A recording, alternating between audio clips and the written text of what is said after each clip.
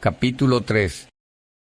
No te rindas, por favor, no cedas. Aunque el frío queme, aunque el miedo muerda, aunque el sol se esconda y se calle el viento, aún hay fuego en tu alma, aún hay vida en tus sueños. Mario Benedetti. Promovemos una revolución electoral sin disparar un solo tiro. Se atribuye a Voltaire la frase: no se puede liberar al esclavo si éste ama sus cadenas.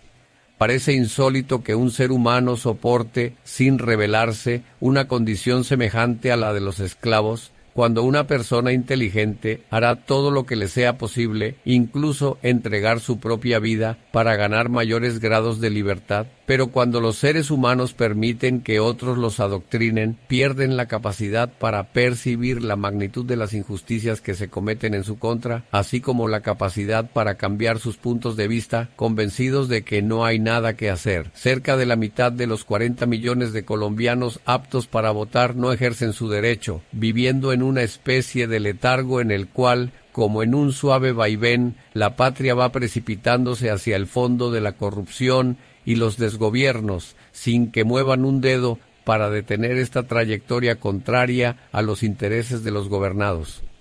El analfabetismo político no ha permitido hacer conciencia de que, así como el mundo no tiene que ser como es, tampoco la patria debiera serlo. El mundo y la patria pueden ser como los que no tragamos entero lo decidamos y empeñemos nuestra voluntad y nuestros esfuerzos para que así sea. El presente lo construimos nosotros, en el aquí y el ahora, si nos lo proponemos a partir de lo que definamos para los años que nos quedan arriba de la tierra. Las cosas no tienen por qué ser como las han ido programando e imponiendo quienes han ostentado el poder político y económico desde la invasión de América hasta ahora. En Colombia, como en muchos países, no se suele hacer la voluntad del pueblo expresada en las urnas, sino la voluntad de quienes nos dirigen.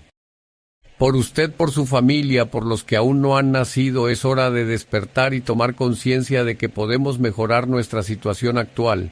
Ya es hora de que en Colombia nadie tenga que pasar la noche en vela pensando en cómo conseguir el dinero para el arriendo, la cuota del banco, las llantas lisas de la moto, la revisión técnico-mecánica del carro, la matrícula de los universitarios, los tenis rotos de los hijos, el seguro obligatorio de accidentes de tránsito vencido, los remedios que necesitamos para curarnos de nuestras dolencias, el servicio de Internet que nos acaban de cortar, el recibo de la luz y del agua que llegan demasiado caros, y tantas cadenas que coartan nuestra libertad.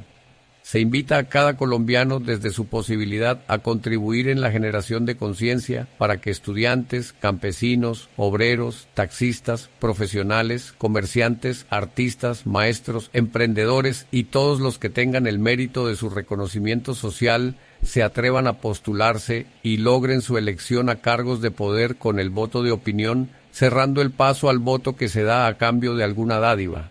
Debemos pasar del inconformismo pasivo, la indiferencia y, en algunos casos, la actitud involuntariamente cómplice a otras formas de acción pacífica para construir el país que queremos, y no el que hoy tenemos, en el que cada día nos toca trabajar más y más para sobrevivir, mientras los que están en el curubito del poder cranean más reformas tributarias y más normas para controlarnos. Solo quejarnos de los corruptos al gobierno le resbala, mientras se resecan las gargantas y los pulmones, principalmente de los maestros, los estudiantes y los sindicalistas, gritando a los cuatro vientos lo que sienten. Ellos siguen impasibles en sus puestos de poder. Consignas populares como Uribe Paraco, el pueblo está berraco, o las cuchas tienen razón, sirven solo para que se sepa que la indignación de millones de colombianos crece cada día y para desenmascarar a los culpables de tantas atrocidades. Pero de ahí en adelante es con nuestro voto, y no con las gargantas ni con los murales de los inconformes, como podemos llevar a los puestos de mando a quienes comparten con nosotros los ideales comunes por una patria mejor para todos, y no solo para unos pocos.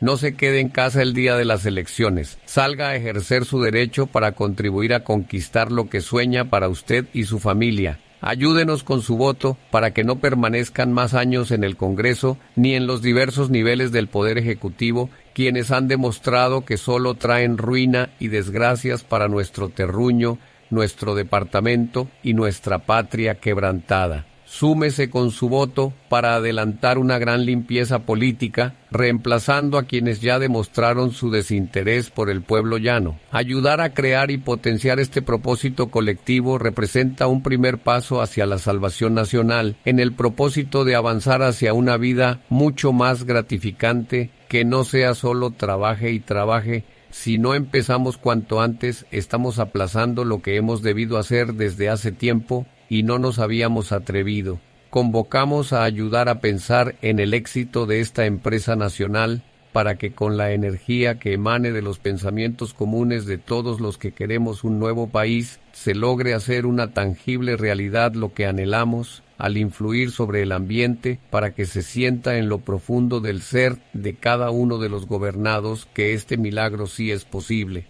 porque de esa manera comenzamos a vibrar en la misma frecuencia que ha de llevar a la victoria en las urnas a quienes no cuentan con montones de dinero para comprar conciencias.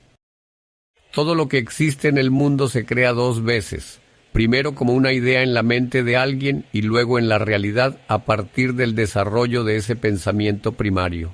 No es un simple decir que el aleteo de una mariposa, efecto mariposa, en un lugar de la Tierra puede producir un huracán en otro extremo del planeta. Ninguna de las grandes industrias nació gigante. Los árboles que hoy tienen 50 o más metros de altura comenzaron su crecimiento a partir de una diminuta semilla. Las revoluciones de todo tipo, incluidas las sociales y políticas, nacen pequeñas y endebles como los niños, pero luego van tomando fuerza y se agigantan hasta alcanzar su plenitud con el paso de los días, los meses y, si es necesario, los años.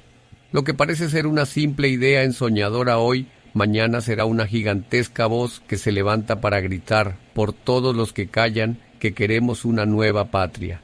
Por eso, con fe y bajo las actuales circunstancias, invitamos a que nos sumemos para cambiar las variables negativas que hoy nos afectan y que no tienen por qué seguir así.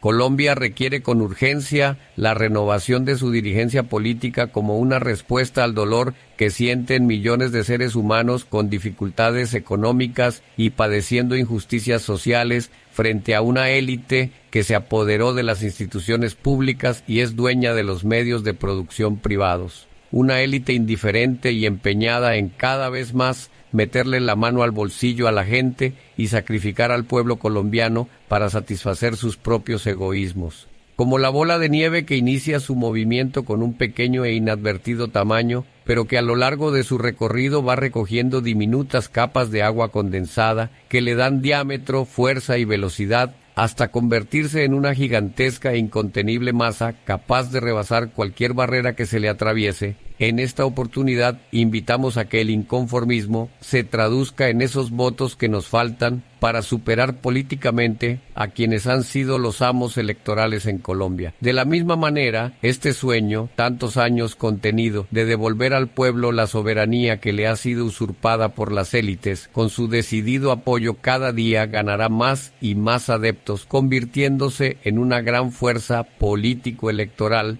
como nunca en la historia nacional se ha presentado. Si todo es posible, indudablemente este anhelo nacional por nuevos representantes políticos que emerjan de los sectores populares también será posible. A pesar de que es innato en los seres humanos rebelarse contra cualquier injusticia social, donde quiera que se produzca, quienes detentan el poder no lo consienten. Soportar callados los embates de la opresión es antinatural. Para los indolentes potentados de la política tradicional, una persona que se queje de los excesos cometidos por el poder en Colombia ha sido estigmatizada, considerándola facciosa, revolucionaria y bandolera. Pronunciar la palabra revolución en Colombia y en muchas partes del mundo es un peligro que puede costar la vida misma. Se le ha enseñado a la gente que ser revolucionario es como imaginarse un nuevo Pancho Villa o un Emiliano Zapata levantándose de sus sepulcros con un cinto repleto de balas en la espalda, encabezando un grupo de personas armadas sedientas de venganza para derrocar a sangre y fuego a un gobierno legítimamente constituido. De tanto estigmatizar a los inconformes e indignados, el subconsciente colectivo nacional los asume como individuos letales, de los que hay que tomar la mayor distancia posible. relacionan las revoluciones con baños de sangre y olor a pólvora quemada en medio de un dantesco campo de batalla. En el imaginario colectivo de las masas analfabetas políticas, un revolucionario comienza como la oveja negra de la familia, la que no obedece a ciegas como los otros hijos, y se convierte luego en una persona malévola e incendiaria que lleva la violencia dibujada en su actitud de camorrero, lo cual es falso. Por el contrario, un revolucionario es una persona excepcional, con profunda visión de futuro, que se adelanta en su forma de pensar al resto de su generación y pasa del descubrir, del querer, de la intencionalidad, del anunciar, a la acción, al hecho, al dar el primer paso para cambiar lo que ya perdió vigencia y no se han dado cuenta los que cargan en su espalda ese lastre anquilosado. Porque la revolución no siempre es lucha armada. La revolución no necesariamente implica el uso de los fusiles y las bayonetas, ni dividir la sociedad en dos bandos que se matan con la euforia de los aficionados a las artes de la guerra. La revolución no deja siempre cadáveres a su paso. La revolución no necesariamente implica dolor y sufrimiento. La verdadera revolución se vive de adentro hacia afuera, cuando la persona se empodera activando su poder creativo para abrir nuevos caminos y transformar lo que ya no le satisface, procurando no causar daño a otros. Revolucionario es quien ayuda a acelerar los cambios sociales requeridos en la estructura del poder con sus ideas y sus acciones. La revolución no solamente la hace un puñado selecto de virtuosos inconformes, sino también los invisibilizados, los que sufren el frío del invierno cruel del abandono del Estado, los que tienen que hacer dieta no porque quieren sino porque no pueden, los destechados, los marginados, generalmente conducidos por hombres que sí han tenido comida, techo, vestido y educación y por lo tanto posibilidades de pensar. Para que un revolucionario se haga visible y logre que lo sigan miles de descontentos, primero se tiene que hacer oír en medio del barullo, tarea gigantesca en un círculo de sordos e indiferentes al clamor del oprimido. La revolución no es exclusiva de las minorías acomodadas en su zona de confort, sino principalmente de las mayorías de a pie, en la resbaladiza zona de sus incertidumbres que si bien exceden en millones a los capos o mandamases, que son los menos,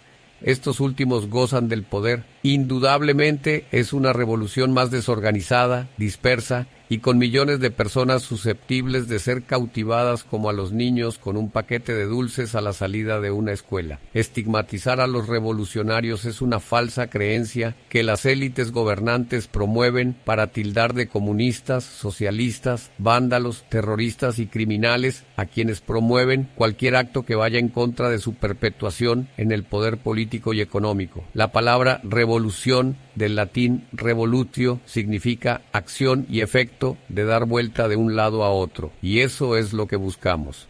Pasar de las minorías a las mayorías en todos los cargos determinantes de la suerte de la patria. Acelerar el proceso mediante el cual, a través del voto legítimamente instituido, logremos los ciudadanos de los estratos medios y bajos acceder a los principales cargos de elección popular para gobernarnos a nosotros mismos, acabando con el dominio electoral de quienes ni nos representan ni son de nuestra procedencia socioeconómica. Albert Einstein repetía que locura es esperar resultados diferentes si seguimos haciendo lo mismo de la misma manera. Si salimos a votar como lo hemos hecho en el pasado, seguirán los mismos que mantienen este país desde hace muchos años en una vía al desarrollo que no encuentran. En Colombia fue Galán el primer líder que señaló la urgencia de promover una revolución electoral, pero desafortunadamente, hasta ahora, el pueblo, en su analfabetismo político, lo percibe como algo imposible. O llevamos a cabo una revolución electoral, o seguirá la misma camarilla corrupta, inepta, indolente y narcotraficante al frente de los destinos de esta nación, como sanguijuelas chupando la sangre del presupuesto colombiano. La revolución electoral, al dar jaque mate en las urnas a los que siempre nos han ganado estas contiendas, será la que nos permita alejarnos del peligroso polvorín hacia donde arde la mecha del inconformismo, empapada de rabia, frustración y odios acumulados, que si no se detiene por las vías democráticas, propiciará acciones violentas que no deseamos, porque nuestra revolución es con ideas, para crear nuevas realidades socioeconómicas y culturales que nos satisfagan. El nivel de desarrollo mental de la mayoría de quienes nos han gobernado solo les da para pensar que el desarrollo es de cemento, varilla y arena. Los tentáculos maléficos de la corrupción se posan principalmente sobre la construcción de vías, puentes, distritos de riego, acueductos, alcantarillados, piscinas de oxidación, plantas de tratamiento de aguas, arreglo de vías, planes de vivienda, escenarios deportivos, hospitales, colegios, bibliotecas, entre otras obras públicas, ya que donde se pegan ladrillos y se mezcla cemento es donde se obtienen las mayores ganancias.